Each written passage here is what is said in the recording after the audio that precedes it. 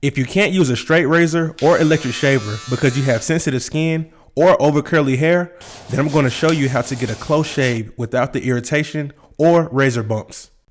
The most important thing is to make sure that your blades are set as close to parallel as possible, but not exactly zero gapped.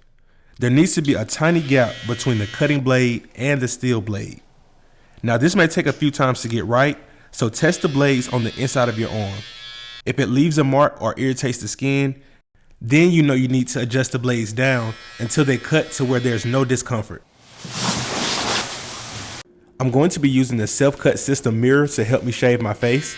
Use the promo code BSD10 to get $10 off of any mirror.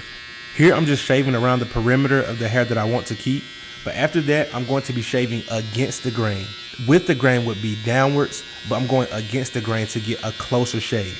And remember, since we set our blades properly, it won't irritate the skin. Some people find that if they shave every day, it will irritate their skin, and then sometimes you just have to let the hair grow out and then shave maybe once or twice a week.